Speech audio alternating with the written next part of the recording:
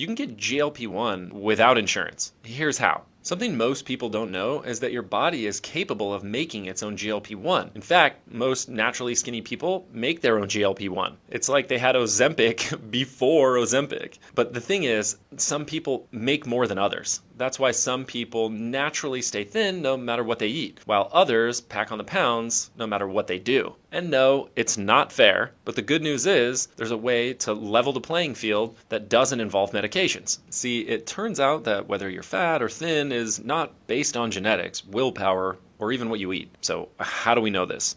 Well, if you've never heard of a metabolic ward, it's a lab where researchers study metabolism. But here's the crazy part. It's a lab you live in, and it's made for studying why people gain weight. While you're there, researchers control exactly how much you eat, how much you drink, and how much exercise you get. And they found that the real culprit behind stubborn belly fat is something called an obesogen. Obesogens are basically chemicals that make you fat. These include things like pesticides in food, medications, and even the dust in your house. I know, that's crazy, right? Obesogens are also in water bottles, nonstick cookware, clothing, seafood, animal feed, which means most meats have them. And they're also naturally found in plants, and even the ones that haven't been sprayed with pesticides. And the reason these obesogens are so bad is because they lower the number of calories you can burn each day. On top of that, they also rewire your body to crave more food, store more fat, and gain more weight. So what the can you do about it, right? Well, you could try living in a bubble, only eating organic food, which still contains traces of pesticides, and buying reverse osmosis filters for all of your tap water. But even then, I hope you don't wash your hair with shampoo, use beauty products, take medications, cook in non-stick pans, or use any kind of plastic. Oh, and definitely no junk food. So anything with additives like preservatives, artificial sweeteners, or emulsifiers is a no-go. And no, emulsifiers basically means no chocolate, ice cream, peanut butter. Basically, you'll have to give up sweets forever. Now, look, that might be fine for someone out there, but to me, that's no way to live. Fortunately, there's a much better solution. Instead of avoiding obesogens, what if there was a way to shield yourself from them without living in a bubble or giving up all your favorite foods? Well, actually, there's an easy way to do it. Now, most people know your liver removes toxins from your body, but what they don't know is that when the liver is overloaded with toxin, it starts shutting down. That's because when your liver can't filter toxins fast enough,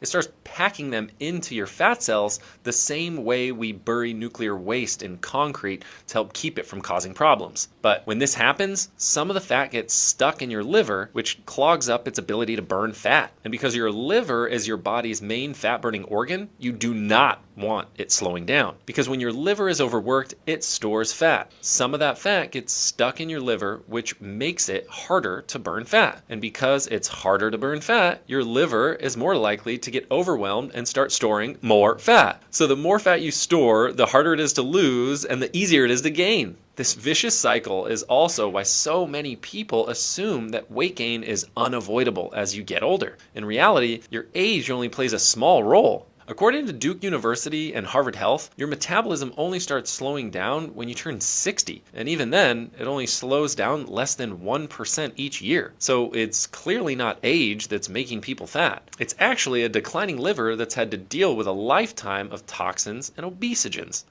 Even the dreaded menobelly isn't just menopause. That's because menopause causes a drop in a woman's estrogen levels. That sudden drop forces the liver to slow down, which grinds your metabolism to a screeching halt. And if you need proof, menopause increases a woman's risk of developing non-alcoholic fatty liver disease, a telltale sign of liver damage. So the obvious thing to do would be to clean out and strengthen your liver, right? Well, unfortunately, it's not that simple. Most people try things like liver detoxes, and they usually involve things like detox teas, lemon juice, and olive oil.